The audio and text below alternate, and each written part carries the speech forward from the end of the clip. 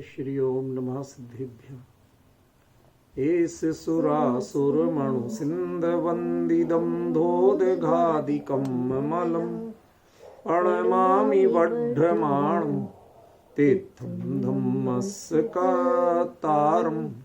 शेषे पुण्यतीर्थैरे ससोव सिद्धे विशुद्ध भावे समणे अणानदंसं चरित तव वीर्यायारे ते सौवे समगम पतेगमेव पतेगम वंदामि अवट्टन्ते अरहन्ते मानुषे खेते किच्चारिहन्ताळं सिद्धाळं तहणमो गणहराळं अज्जावैवगाळं साहूढं चैव सौवेसिं तेसिं विशुद्धदंसं प्राणपहाणासमं समासिज्य ओवसंपयामि सम्मं जतोणिवाण संपत्ति।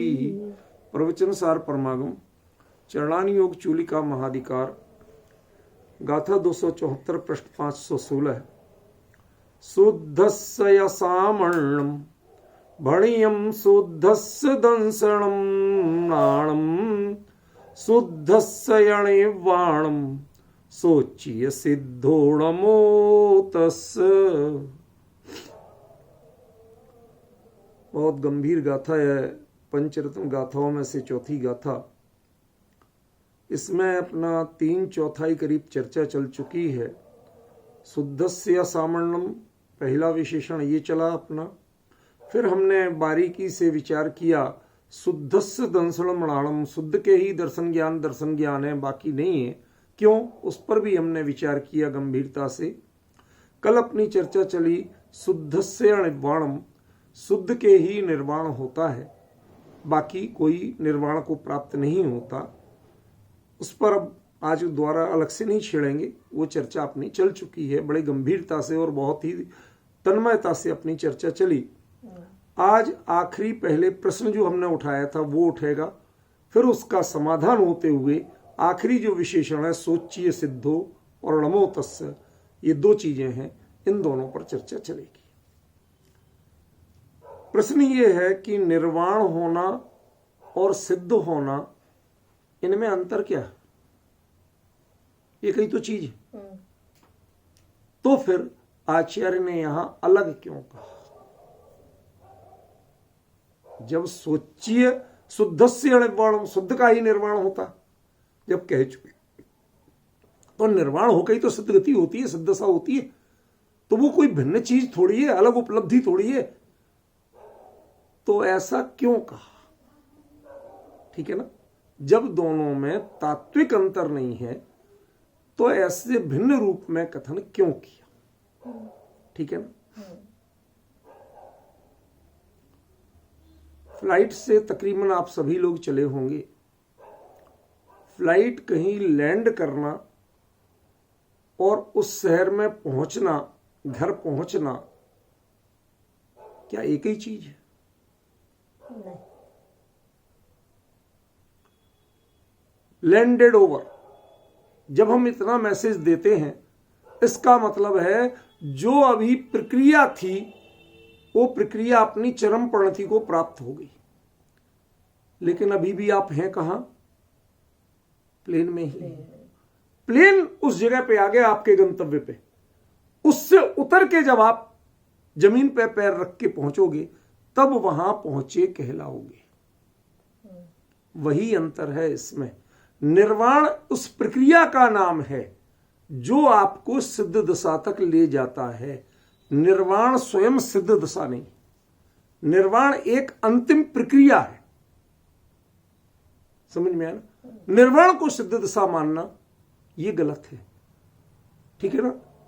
निर्वाण क्षेत्र यहां होते हैं और सिद्ध शिला वहां होती है।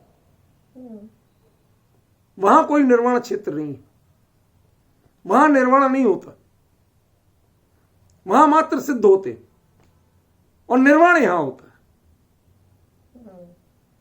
तो दोनों में यदि अंतर नहीं हो तो निर्वाण क्षेत्र नीचे क्यों रह जाते हैं और सिद्ध सला ऊपर क्यों रह जाती है? दोनों एक ही जगह होना चाहिए। बात समझ में आई?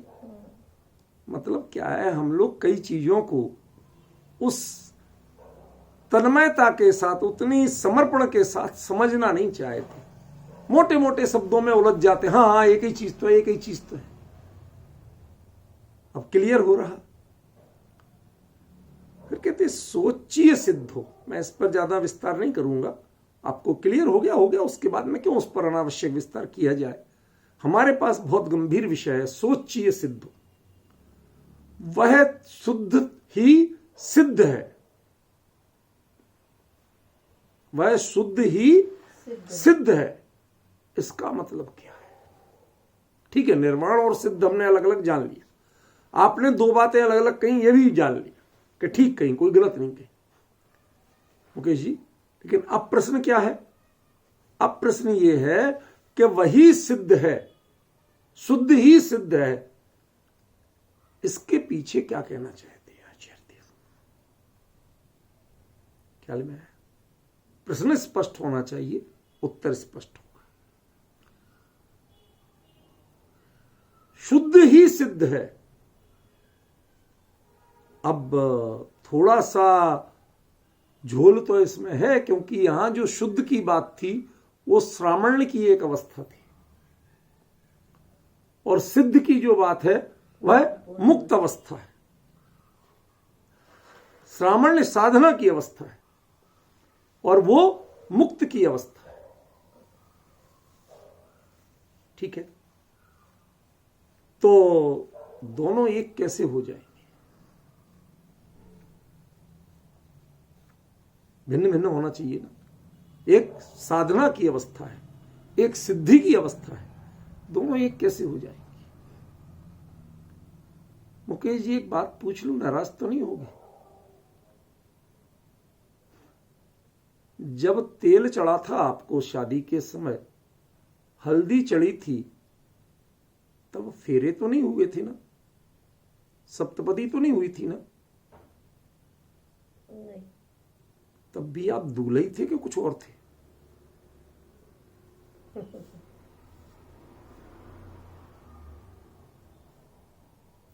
वह तेल चढ़ना, हल्दी लगना,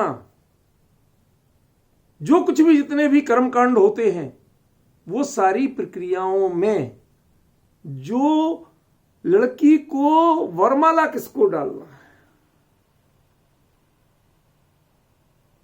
अभी वीडियो पहुंचे कि इसके तेल चढ़ रहा, इसके हल्दी लग रही, कहते जिसको हल्दी लग रही थी ना, उसी को तुझे वरमाला डालनी है, वो ही तेरा दूल्हा है। अरे वो तो अभी साधना की अवस्था में था, मैं तो सिद्धि हूं कि वो तुम्हारे पास तक आएगा।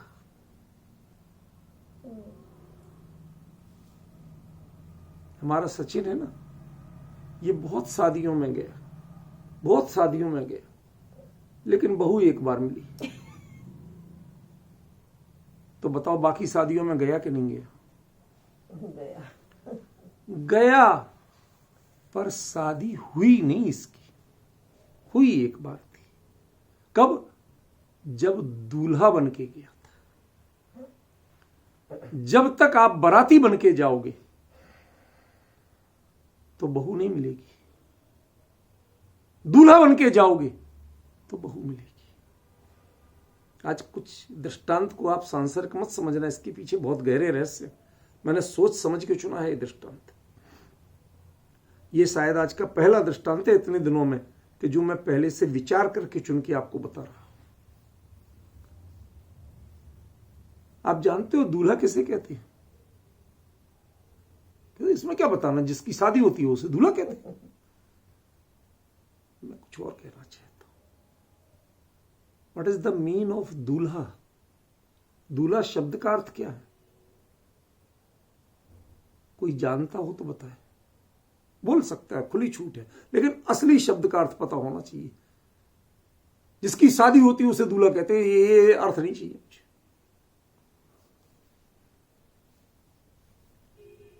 संस्कृत में एक शब्द है दुर्लभ। संस्कृत में एक शब्द है दुर्लभ। दुर्लभ का प्रथमांत रूप बनता है दुर्लभा, ठीक है ना। उसका प्राकृत में हो जाता है दुल्लाहा, और उसी में एक ला का लोप होके पहला स्वर दीर्घ हो जाता है तो बनता है दूल्हा। जो आसानी से उस भावना को हर समय आप प्राप्त नहीं हो सकते। बराती लड्डी कचौड़ी में मग्न हो जाते हैं, नाते रिश्तेदार लिफाफों में मग्न हो जाते हैं। जो आद्योपांत सिद्धि के लिए समर्पित रहता है, बेचारे को तुझे ऐसे खड़ा रहना है, ऐसा खड़ा रहता है, अब ऐसे नहीं करना है, ऐसे। उसका भी मन चलता है, सब लोग खा पी रहे यार, कुछ मैं भी खा लूं। क्यों? मेरा लक्ष्य ये पकवान नहीं है।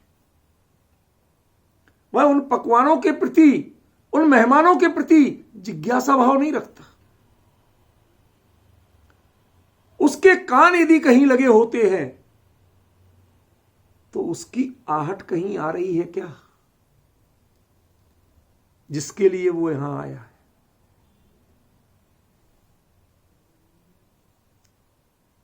वह साधक भी है और वह सिद्ध भी है। यह अत्यंत दूल्हा है, अत्यंत दुर्लभ है। ऐसा शुद्धत्व संसार अवस्था में वास्तव में दूल्हा है। वो दूल्हा माने दुर्लभ है। बराती तो आप बहुत बार बन गए, साथ में चलने वाले बहुत बार बन गए, लेकिन ऐसे दुर्लभ भावों को प्राप्त नहीं कर सके जो वर्ण कर सकते, जो सिद्धि का वर्ण कर सके। ऐसे दुर्लभ भाव को जो शुरू से लेके चलता है, जब तेल चढ़ता है तब भी वह दूल्हा ही होता है, और जब वरमाला डाल रहा होता है तब भी दूल्हा होता है, साथ फेरे ले रहा होता है तब भी दूल्हा होता है, और वह सिद्धि को साथ में लेके आता है तब भी दूल्हा ही होता है।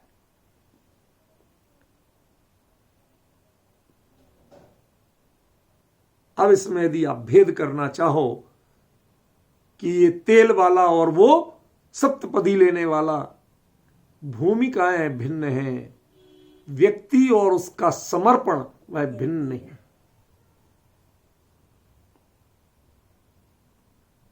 हमें डिफाइन करके सीखना पड़ेगा, डिफाइन करना सीखना पड़ेगा, एक एक हिज्जे करके। हिज्जे समझते हो? आजकल के लोग तो स्पेल करना, आप हिंदी में, इंग्लिश में तो सब कुछ हिज्जे ही होता है, सब कुछ अलग अलग लिखा जाता है, वहां तो कुछ है ही नहीं। हिंदी में बड़ी गड़बड़ी है। हिंदी, संस्कृत, प्राकृत, इनमें शब्द लिख तो दो, लेकिन कौन पहले है कौन बाद में है पता ही नहीं चलता। स्थिति तो लोग ई पहले लिख देते हैं, जबकि सा पहले है, था पहले है, उसके बाद तीसरे नंबर पे ई है। मात्रा सबसे पहले लगी होती है। आदमी डगमगा जाता है कि कौन पहले है। समझ गए? स्पेल करके देखो तो उसकी भूमिका पता चलती है, कौन कहां है ये पता चलता है। ऐसे ही अपने परिणामों को जब आप स्पेल करते हैं, हिज्जे करते हैं, एक एक को बिल्कुल अलग अलग रख के देखते हैं, तो पता चलता है आचार्य ने जो बात कही वो किसके लिए कही। जिस समय जिसके लिए लड़की देखी जाती है, बात की जाती है, तय किया जाता है रिश्ता, वो उस क्षण से उससे जुड़ा हुआ होता है। अधिकृत पत्नी वह बाद में बनती है, लेकिन उसकी भावनाओं में उसके प्रति स्वीकृति, वह अपनत्व, वह तन्मयता तब से बन जाती है कि नहीं बनती। समझ रहे हो कि नहीं समझ रहे हो मैं क्या कह रहा हूं, क्या संकेत कर रहा हूं? पूरे श्रवण में एक भाव होता है जो सिद्धि के रूप में परिणत होता है, और कोई भाव सिद्धि तक नहीं जाता। और वह कौन सा भाव है? ज्ञान जिज्ञासा रहित का ज्ञान। राग रहित का ज्ञान, विकल्प रहित का ज्ञान, ज्ञान की वह परम शुद्ध अवस्था, वही सिद्धि तक जाती है, बाकी कोई सिद्धि तक जाता नहीं। सोचिए सिद्धो, अभी शुरुआत है, ये बात पूरी नहीं हुई, अभी बात शुरू हुई है। क्या हमें डिफाइन करके देखना पड़ेगा, अपने मुनि धर्म के सारे परिणामों को पूरा खोल खोल के देखना पड़ेगा कि वहां तक कौन जा रहा है। कभी आपने ऐसा सोचा कि आपकी पीठ में दर्द होता है, कंधे में इंजेक्शन लगाया जाता है, मुंह में गोली खाते हैं, दर्द पीठ का ठीक होता है? क्यों? पैर में फोड़ा होता है, क्यों? गोली मुंह में खाते हैं। जाति पेट में है, वो दर्द पैर का ठीक होता है। कभी समझ में आया आपको? अब हो जाता है तो आप मान लेते हैं, लेकिन आपको पता है कैसे होता है? जो दवा मुंह में खाई जाती है वो पैर तक पहुंचती कैसे और असर कैसे करती है? कभी आपने इस पर सोचा? इसके लिए आपको डॉक्टर बनना पड़ेगा, तब समझ में आएगा।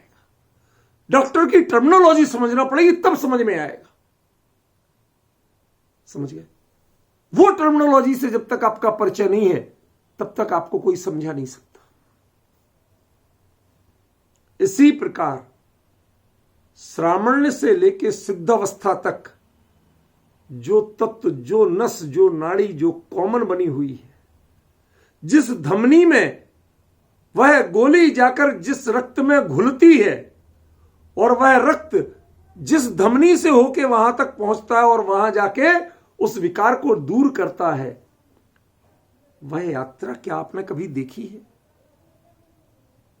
आपने ठीक होने, सुकून मिलने को तो देखा है, अनुभव किया है, कभी वो यात्रा देखी है आपने?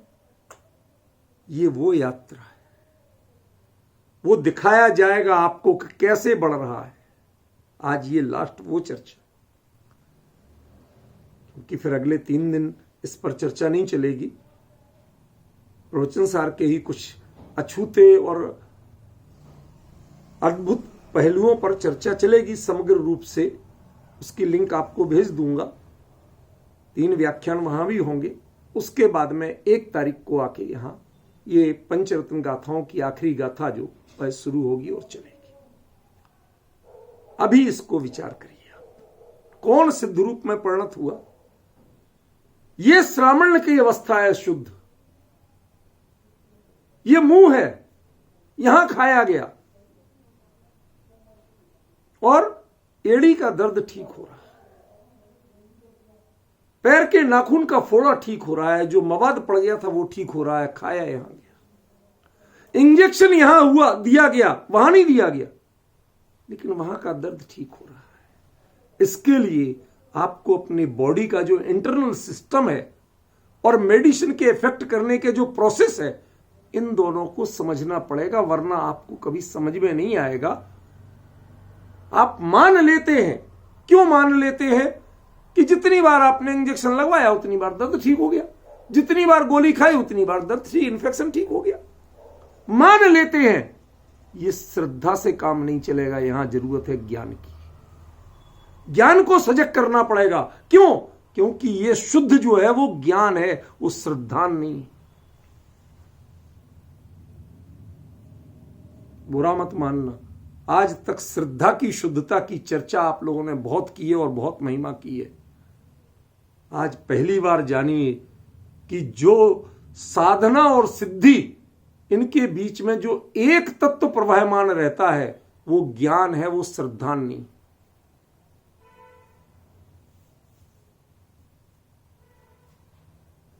मुमुक्षुओं को तो एक तरह से ज्ञान से परहेज होता है। क्या ज्ञान प्रधान चर्चा करते? अरे वो प्रमाण की चर्चा करते, अछूत मानते। उन्हें ये पता ही नहीं है कि साधना से सिद्धि तक जो एक अंतरधारा होती है, जिसमें कोई अंतर नहीं आता, वो ये शुद्ध, ये ज्ञान की शुद्ध अवस्था है।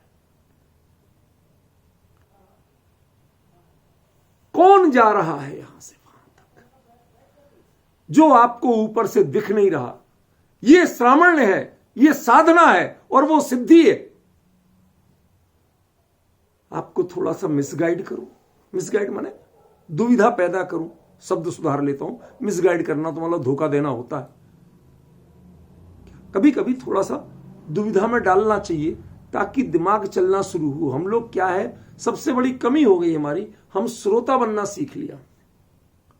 श्रोता मैंने सुन रहे, आप बोलते जाओ, हम सुन रहे, हम इसी में तृप्त थे और संसार की विषय के की चर्चा नहीं सुनी, टीवी नहीं देखी, अखबार नहीं पढ़ा, बच्चों के साथ नहीं खेले, हमने प्रवचन सार जी सुना, स्वाध्याय किया, सुना।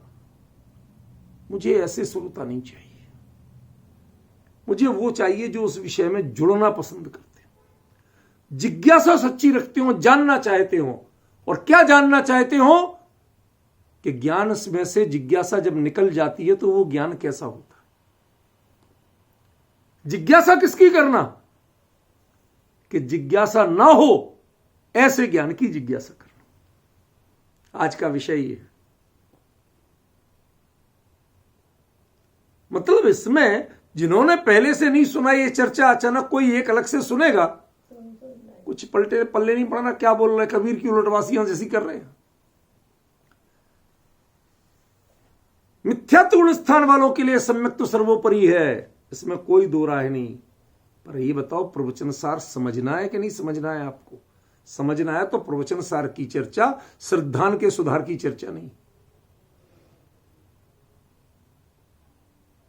जिनका श्रद्धान सुधरा हुआ है, जिनका आचरण भी सुधरा हुआ है, सुधरा हुआ है, शुद्ध नहीं कह रहा हूं, सुधरा हुआ है, मुनि पद तक पहुंच गए हैं, वो आगे क्या जानते हैं, केवली के पास क्या जानने जाते हैं और क्या अपने लिए उनके लेवल का कोर्स क्या है,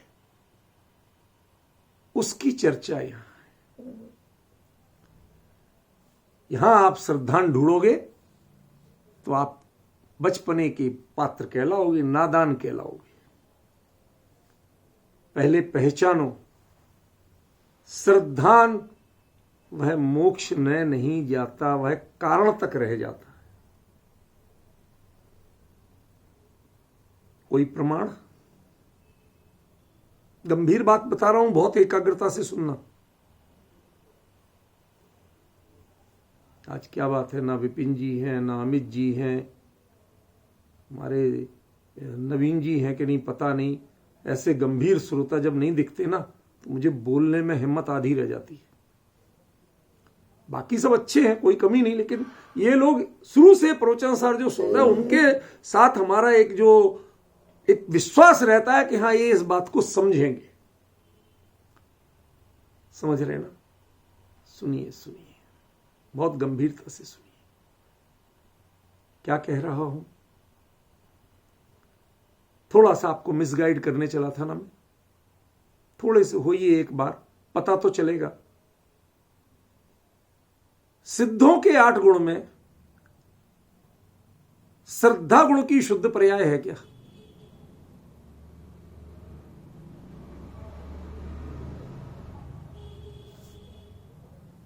अनंत दर्शन, अनंत ज्ञान, अनंत सुख, अनंत वीर्य, अव्याबाधत्व, अगुरु लघुत्व इत्यादि जो कुल 8 गुण हैं, सूक्ष्मत्व वगैरह, ये जो 8 गुण हैं, इनमें कोई गुण श्रद्धा गुण की पर्याय है क्या?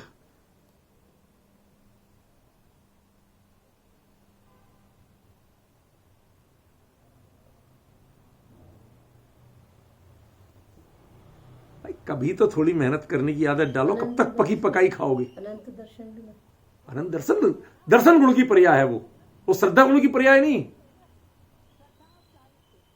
प्लीज दीदी अभी रहने दो, आप मैं चर्चा चलने दो। मैं जो कह रहा हूं उसको थोड़ा पहले पचाने की कोशिश करो। मैं कहां ले जाना चाहता हूं वहां पहुंचने की कोशिश करो।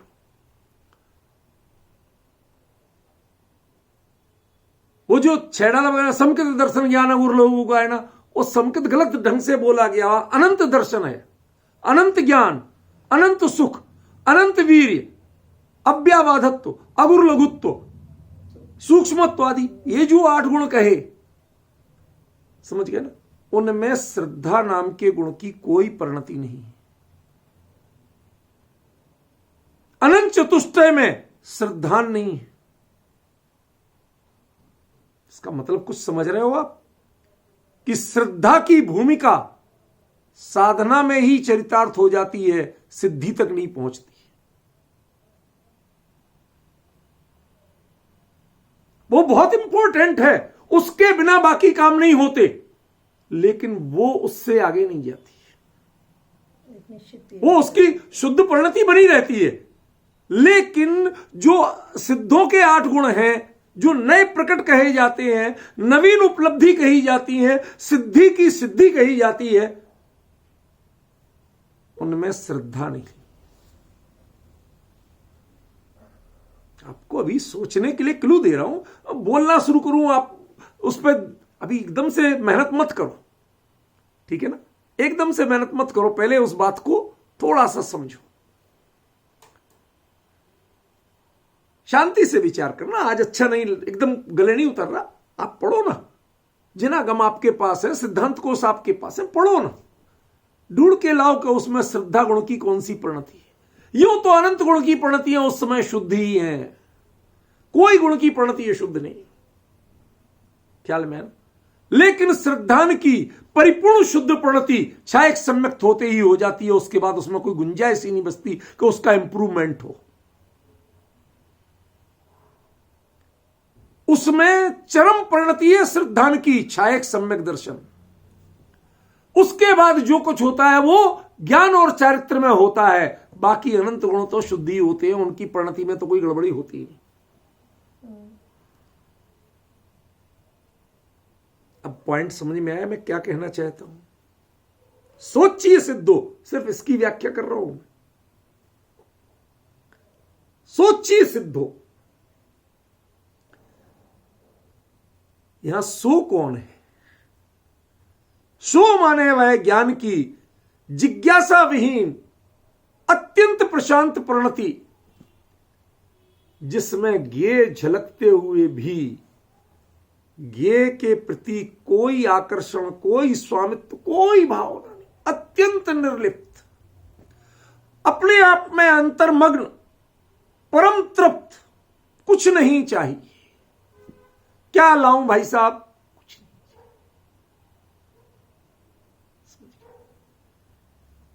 अमित जी भाई साहब, ये जो परिणति है ना, इसी को आपने शुद्ध कहा था। यही जिस क्षण ये परिणति होती है, उस क्षण आप दूल्हा बनते।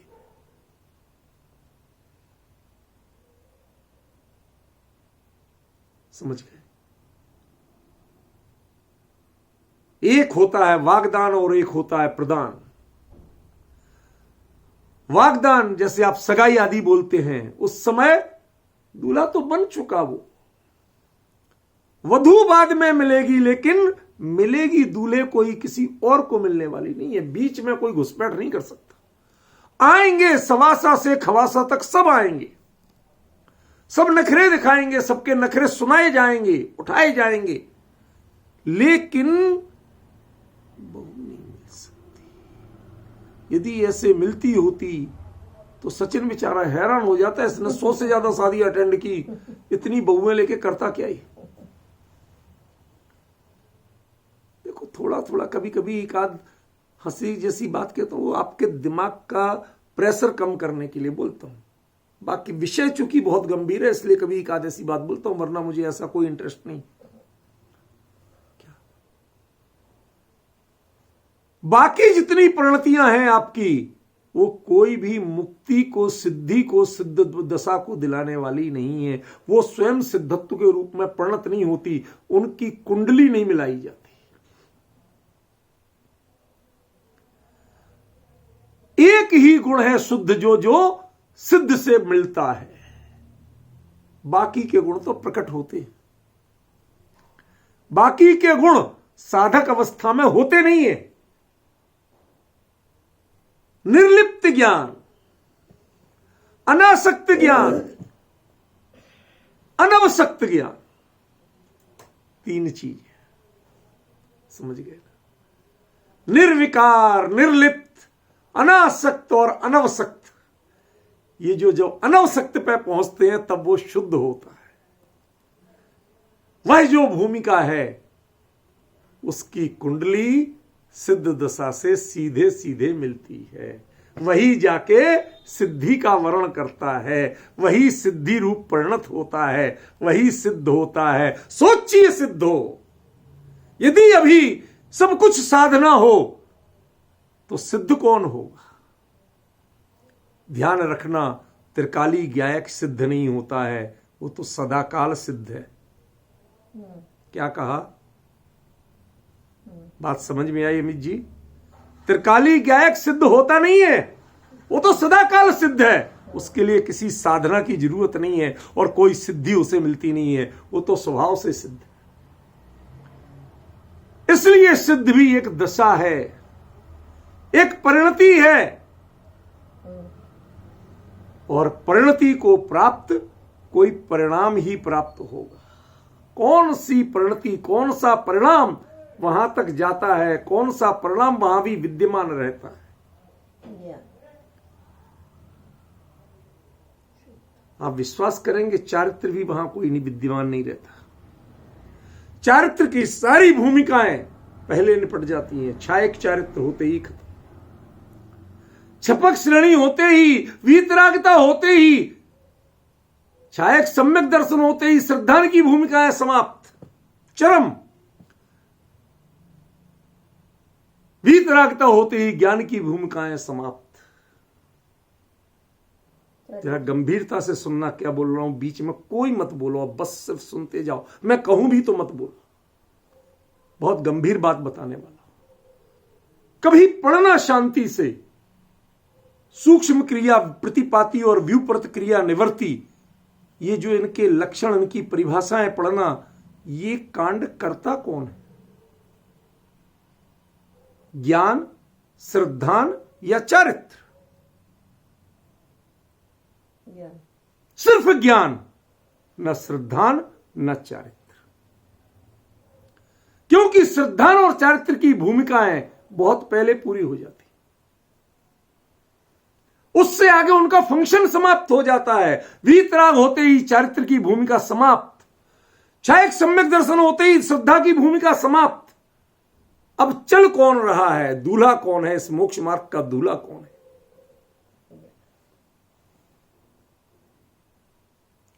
समझ में आ रहा है कुछ? लेकिन कौन सा ज्ञान? अनावसक्त ज्ञान।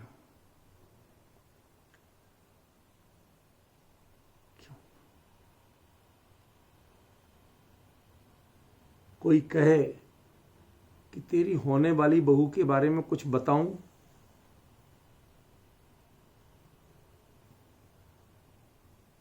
मैं उसकी चर्चा तुम लोगों के बीच में सुनना नहीं चाहता, तुम लोगों के मुंह से सुनना नहीं चाहता। क्यों? वो मेरी है, तुम्हारी है ही नहीं। तुम्हारा चर्चा करोगे तो मेरी आत्मीयता पर कहीं ना कहीं ठेस पहुंचेगी।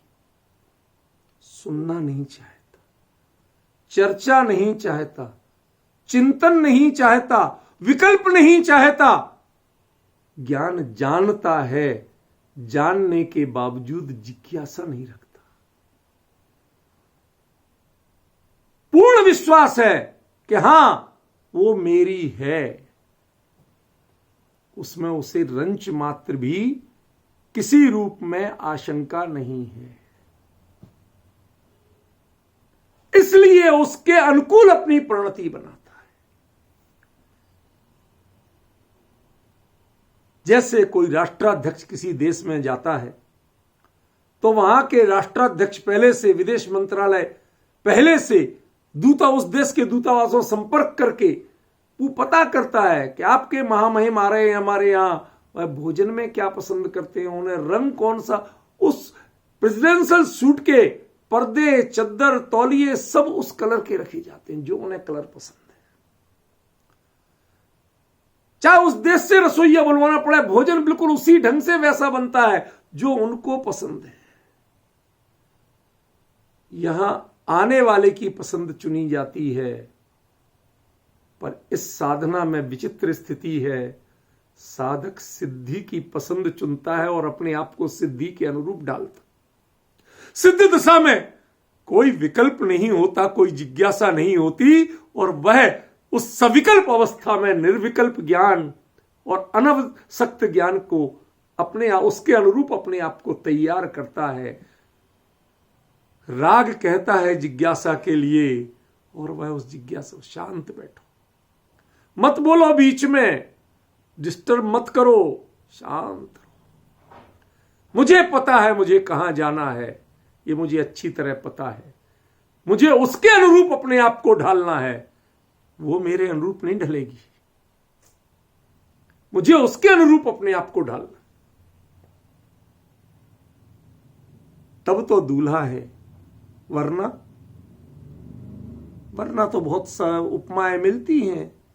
लोग कहते हैं कि दूल्हे को घोड़े पे क्यों ले जाते, गधे पे क्यों नहीं ले जाते, तो लोग कहते हैं कि फिर दुल्हन दुविधा में पड़ जाएगी कि बरमाला किसको डालना, 2 गधे एक साथ हो जाएंगे। फिर ऐसे व्यंग मिलेंगे आपको।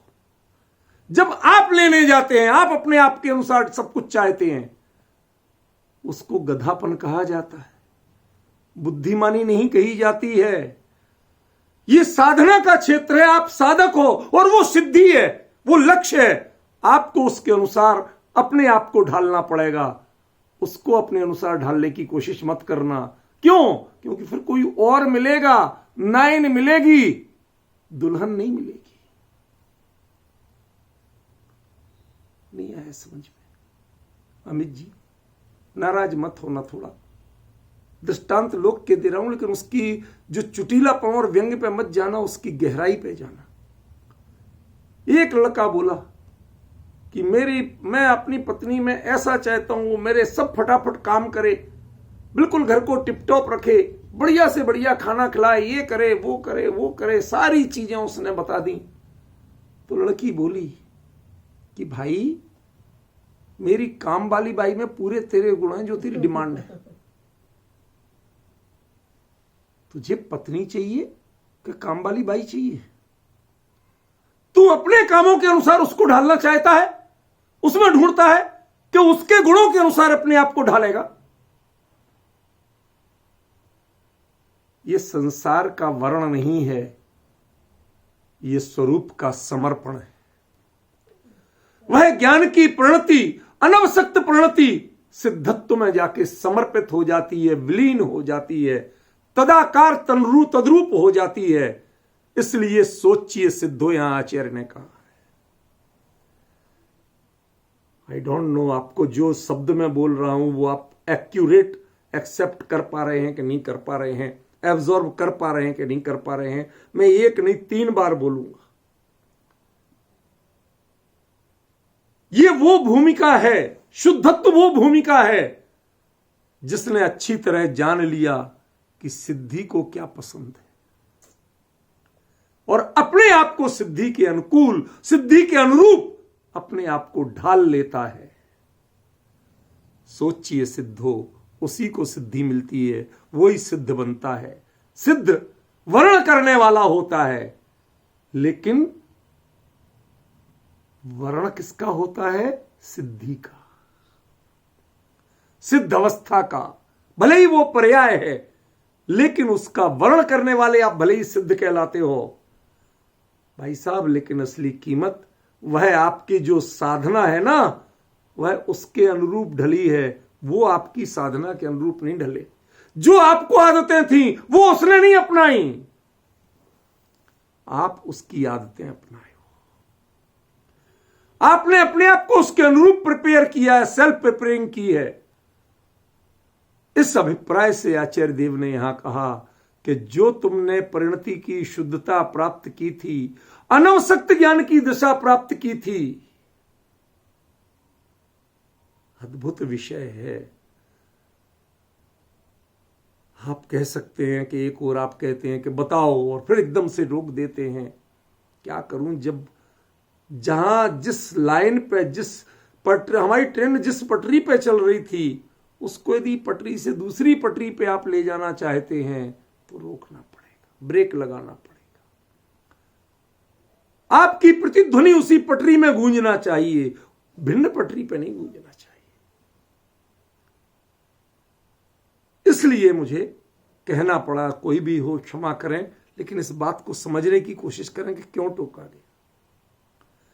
साधना के अनुसार सिद्धि नहीं होती है, सिद्धि के अनुकूल साधना अपने आप को बदलती है। वह सारे मूल गुण, उत्तर गुण, सारी प्रणतियां, अरे यहां तक कि आगे की जो प्रक्रिया है उसकी जिज्ञासा तक शांत कर देती है। ये जिज्ञासा और चिंता करने वाले हैं ना माता पिता, सारे बराती सब है ना। क्या क्या होगा, वरमाला आई कि नहीं आई, ये चिंता दूल्हा करेगा क्या? आपका कर्तव्य है, आप सिद्धि के रूप में उसके व्यक्तित्व में अपने आप को समाहित करने के लिए बिल्कुल तन्मय हो जाइए। जिज्ञासा भाव तक छोड़ दीजिए। कौन चीज कहां, हमें कुछ पता नहीं, मैं दूल्हा हूं।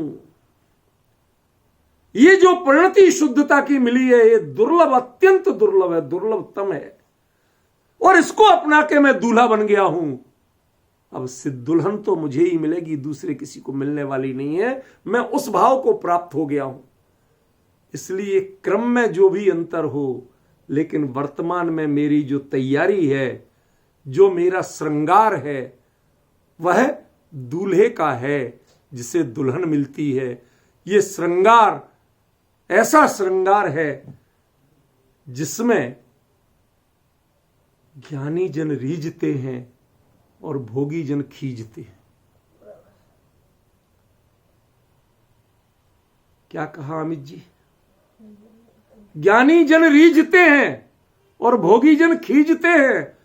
आज के लोगों को कोई ऐसे महाराज मिल जाए कि जो बात तक नहीं करते, कोई टोना टोटका नहीं बताते हो, आशीर्वाद नहीं देते हो, आंख उठा के देखते नहीं हो, किसी को पहचानने को तैयार नहीं होते हो। अरे ये तो महाराज ऐसे ही। अब समझ गए मैंने क्यों कहा था खींचते? उन्हें ऐसी प्रणति और उसकी गरिमा समझ में नहीं आती है। जे महाराज बड़े काम के हैं, देखो साहब, हम गए, उनने तुरंत एक मंत्र दिया साहब और ऐसा काम किया कि पूछो मत। उन्होंने थोड़ी सी एक माला पढ़ के दे दी, उन्होंने हमारे कमंडल का पानी दे दिया, उन्होंने पिच्छी जोर से मार दी। अरे उनने तो साहब एक पुरानी पिच्छी पड़ी थी उनके पास, वो निकलवा के दे दी। ये समझ लेना कि आप किसी साधु की शरण में नहीं आए हैं। वेश तो था, डिब्बा तो था, लेकिन जिसके अंदर वो माल नहीं था। केसर की डिब्बी में हींग भरी हुई थी भैया। जिसे भोगों की, जिसे लोगों की परवाह हो, शब्द ध्यान देना, आज शब्द फालतू नहीं निकले, जिसे भोगों और लोगों की परवाह हो, वह प्रणति हींग जैसी बदबूदार। डिब्बी केसर की हो तो क्या हो गया, हाथ में वैराग्य के चिन्ह हो, संयम और साधना के चिन्ह हो, पिच्छी कमंडल हो तो क्या हो गया, वो लेबल है। वास्तव में मोक्ष तो आपकी प्रणति नियामक करती। वो प्रणति को आपने कभी अपनाया नहीं, जाना नहीं, पहचाना नहीं, पहचानने की कोशिश नहीं की, उसके रूप ढलने की कोशिश नहीं की, कभी मेंटली प्रिपेयर नहीं हुए कि सिद्ध अवस्था में होता क्या है, कैवल्य में होता क्या है। कितनी मूर्खता लगती है हमारे भोगियों की और योगियों की दशा में। कितना 36 का आंकड़ा है।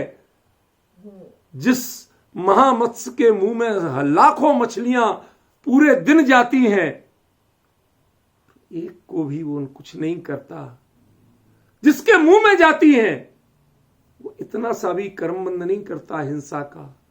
और जो तंदुल मत्स्य उसकी पलक पे बैठा होता है, जिसने एक मछली को खरोंच तक नहीं लगाई आज तक, 7वें नरक का बंद करता है तीव्र हिंसा के परिणाम से। मैं होता है ऐसा तो सबको खा जाता। भाई, पर की चिंता यह मुनि धर्म का सबसे बड़ा अपराध है। आपने इच्छिक मंडल लिए क्यों थे? आप मुनि बने क्यों थे? सिद्धि के लिए या सिद्धियों के लिए? सिद्धि एक ही होती है, सिद्धियां सब नकली माल होता है, चमत्कार सब नकली माल हैं। जो परिणति आपने ज्ञान ने आज तक जिज्ञासा छोड़ी नहीं थी, और उस ज्ञान में से जिज्ञासा निकल गई, प्योर ज्ञान रह गया, अनवसक्त ज्ञान रह गया। अब समझ में आया, अब पहली झलक मिली आपको कि सिद्धि होती क्या है, किसे कहते हैं सिद्धि, सिद्धि की जाति क्या होती है। जो ही मिला, सिद्धि की पहली मुस्कान मिली, हां उसे पसंद आया तुम्हारा ये आचरण, आज के बाद बाकी सारे मेकअप बंद, एक रूप ही रहेगा कि मैं अनवसक्त ही रहूंगा। कब तक? कि जब तक सिद्धि वर्ण नहीं कर लेती है तब तक अनवसक्त ही रहूंगा। सोचिए सिद्धो, मैं आपको क्या बताऊं, जितना मुझे एकदम पूरा क्लियर हो रहा है विषय, शायद मैं उतने सटीक शब्दों का प्रयोग नहीं कर पा रहा हूं, उतना समझाने में समर्थ नहीं हो रहा हूं जितना मुझे विषय क्लियर है।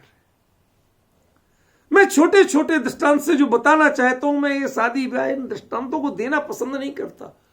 ये कभी कभार तब लेता हूं जब मुझे मुद्दे की बात बताना होती है और उसके लिए कोई दूसरा विषय नहीं मिलता, दूसरा दृष्टांत नहीं मिलता, तो थोड़ा बहुत बताता हूं। जिसकी अभी बारात नहीं चढ़ी है वो दूल्हा है कि नहीं? जिसने अपनी परिणति दुल्हन के अनुरूप बनाना शुरू कर दी है, ढालना शुरू कर दिया है, वो दूल्हा है। दुल्हन उसकी है, अभी भले ही वो साधना की स्थिति में हो, पर उस सिद्धि का वर्ण करने वाला वही है। सोचिए सिद्धो, वही सिद्ध होने वाला, जो सिद्धि का वर्ण करे वही सिद्ध। अभी छदमस्त अवस्था है और आप उसे सिद्ध कह रहे हो? हाँ यही, वहां यही मिलेगा, दूसरा नहीं मिलेगा। जैसे यहां तेल चढ़ रहा ना, वहां फेरे लेने वाला भी यही होगा, दूसरा कोई नहीं होगा।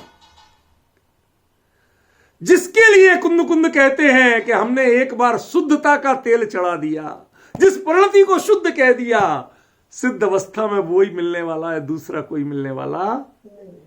सारे गुणों की परिणतियां यहां रह जाएंगी, एक ज्ञान का चैतन्य चमत्कार रूप जो मिलेगा वह सिद्ध दशा में तन्मय हो जाएगा, कन्वर्ट हो जाएगा, और कोई दूसरा रूप मिलने वाला नहीं है। बाकी तो उपलब्धियां हैं जो उस स्थिति में होती हैं, पर उनका मजा वो नहीं लेते। शब्द सुनना ध्यान से, उपलब्धियां हैं जो उस स्थिति में मिलती है, लेकिन उनका मजा वो नहीं लेते। क्या मतलब हुआ अमित जी, क्या मतलब हुआ बता सकते हैं? जैसे किसी को दहेज, या गलत अर्थ में नहीं लीजिए, अच्छे अर्थ में लीजिए, जो जो कुछ मिलता है साथ में, बहू क्या क्या लेके आती है, दूल्हा क्या क्या संवारता है, और संवारने लग जाए तो दुल्हन उतनी खींच जाएगी उस पर। तू मुझ पर रीझा रहे, और जो इस पर रीझते हैं वो गैर होते हैं, वो दरवाजे के बाहर के लोग होते हैं, वो दरवाजे के अंदर। दूल्हे को दिखाई जाती है कि ये चीज है, मम्मी आप जानो, आप देखो, मुझे क्या लेना, उपयोग नहीं रखता। इसी प्रकार अगुरु लघुत्व, सूक्ष्मत्व, इन सब गुणों का करेंगे क्या? उनसे उनको क्या लाभ? ज्ञान अपने चैतन्य स्वरूप में निर्विकल्प होकर के तदाकार हो गया। किसी को जानने की इच्छा नहीं, किसी का विकल्प नहीं, कोई जिज्ञासा नहीं, और यही साधना उन्होंने तब से शुरू की थी, और अब यह निष्कंप निर्वात हो गई है, जिसमें कभी परिवर्तन नहीं आ सकता। वहां खतरा क्या था कि वहां परिवर्तन आ सकता था। तेल चढ़ने के बाद भी रिश्ता टूट सकता था, हल्दी चढ़ने के बाद भी रिश्ता टूट सकता था, लेकिन अब ये अटूट हो गया है। लेकिन व्यक्ति भिन्न नहीं है, दूल्हा वही है, वर्ण करने वाला वही है। पहले संभावना थी और अब संभावना नहीं रह गई है बिगड़ने की, अंतर इतना है। पहले वर्ण नहीं हुआ था, वर तो वही था लेकिन वर्ण नहीं हुआ था। अब भी वर वही है लेकिन वर्ण हो चुका है। अब ये दोनों दो नहीं रह गए, दोनों तदाकार हो गए, तन्मय हो गए हैं। अब ये सिद्ध है और वो सिद्धि है कि दोनों ही सिद्ध। ख्याल में है ना? ये गजब का अंतर आचार्य देव ने बताया। और उसके बाद आचार्य देव क्या कहते हैं? णमो तस्। किसके लिए नमस्कार है? सिद्ध के लिए कि शुद्ध के लिए? ये नमस्कार किसके लिए? आपने वो जिज्ञासा सुनी तो होगी। वो यद्यपि किस्सा कहानी है, उसको हम कोई भाव नहीं देता, ये तो दृष्टांत के रूप में कह रहा हूं। ये मत मानना कि मैं उसे कोई भाव दे रहा हूं। किसी कहानी में लिखा है कि सीमंदर स्वामी की दिव्य ध्वनि में आया, स्वस्ति कल्याण हो। भगवान कोई ऐसा बोलते नहीं है, कभी होता ही नहीं है। वीतरागी उनको क्या से आएगा, आशीर्वाद उनके होते ही नहीं। लेकिन अभी तो कवियों की कल्पना है, कल्याण हो तो किसी ने गणधर दे रहा हूं। भगवान ने आप किसके लिए दे रहे हैं ये स्पेशल आशीर्वाद? भरत क्षेत्र का महान आचार्य कुंद कुंद नमस्कार करता। अब आप इसको मात्र कथा तक सीमित रखिए। क्या किसके लिए? ऐसे ही नमो तस्य, ये नमस्कार किसके लिए? जो सीमंदर यहां से कुंद कुंद को दिख नहीं रहे थे, जिनका आकार नहीं जानते थे, प्रकार नहीं जानते थे, समोसरण देखा नहीं था जीवन में कभी, क्यों विदेश क्षेत्र जीवन में कभी देखा नहीं था, कोई परिस्थिति नहीं देखी थी, चौथा काल नहीं देखा था। ये आशीर्वाद उसके लिए। ये नमस्कार किसके लिए है? ये नमस्कार उस सरवर्ण की उस शुद्ध अवस्था के लिए है जिसको सिद्धि वर्ण कर लेती और सिद्धि वर्ण करके उसे सिद्ध बना देती। उस शुद्ध अवस्था के लिए नमस्कार है, सिद्ध के लिए नमस्कार नहीं। क्यों? क्योंकि यह अधिकार चरणान योग की चूलिका का है, यह अधिकार सिद्धों का नहीं। प्रवचन सार में सिद्ध दशा का वर्णन ही नहीं है।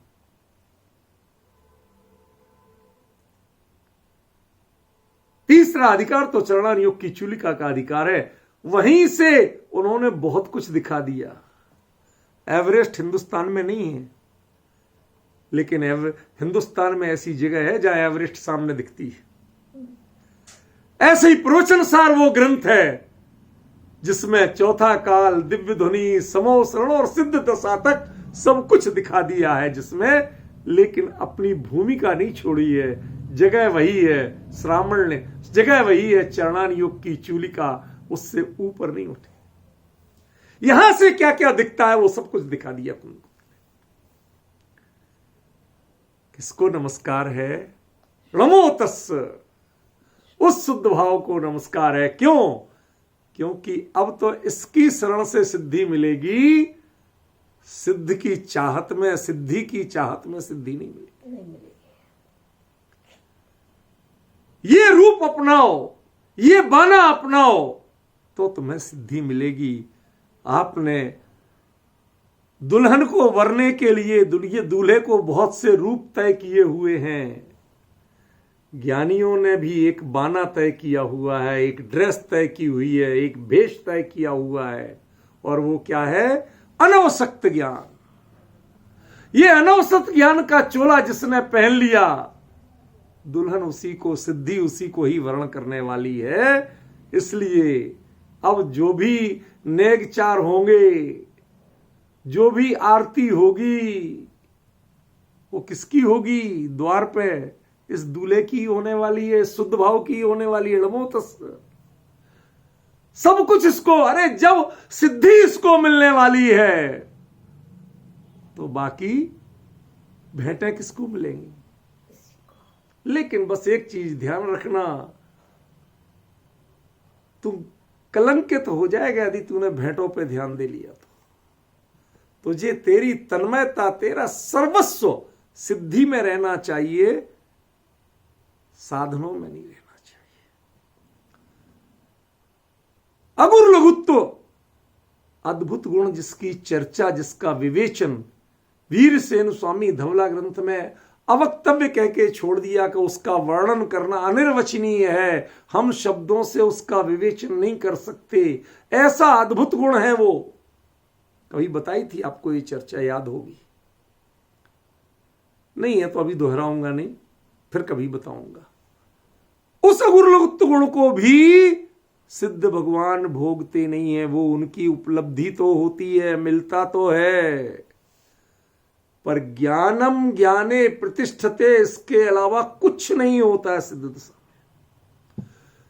वह अपने सारा बोझ उतर गया, संसार का विकल्प उतर गया, राग उतर गया, सब कुछ उतर गया। यही वास्तव में सुख की अनंतता है। सुख तो आत्मा का स्वभाव था, वो खुल के सामने नहीं आता था, अब वो अनावृत होके सामने आ गया। कोई आवरण उस पर नहीं बचा, कोई अंतराय उसमें नहीं बचा।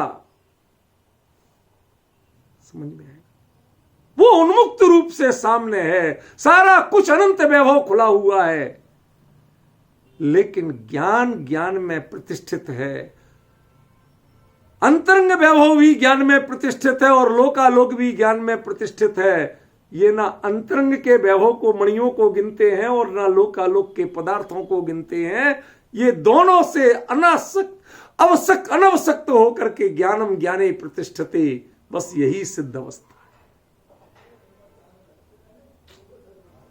जब ये दृष्टि दिखेगी सिद्धों की तो आपको समझ में आएगा। सोचिए सिद्धो, कौन सिद्ध हुआ? कि ये ही सिद्ध हुआ, शुद्ध ही सिद्ध हुआ, अन्य कोई सिद्ध नहीं हुआ। बाकी सब पीछे छूट गए।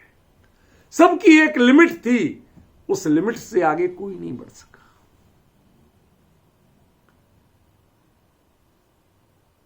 मैं नहीं कह सकता कि मैं बहुत स्पष्ट आपको कर सका हूं, क्योंकि वास्तव में ये गाथाएं ऐसी हैं, ये गाथा तो बिल्कुल ही ऐसी है कि जिसमें शब्द बहुत कमजोर हैं, बहुत पंगु हैं।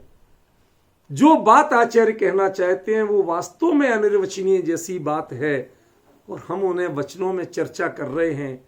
जितना मेरे से बन पड़ रहा है, अभी तक जितनी गाथाएं थी उनमें मैं दृढ़ता से, हाँ मैं कल बताऊंगा, इस पर करेंगे, लेकिन ये गाथा ऐसी है और अगली गाथा भी ऐसी आने वाली है कि जिस पर हम चर्चा करें, कोशिश करें, हम भी कोशिश करें और आप भी कोशिश करें कि समझ जाएं, क्योंकि इन शब्दों में तो सामर्थ्य है नहीं।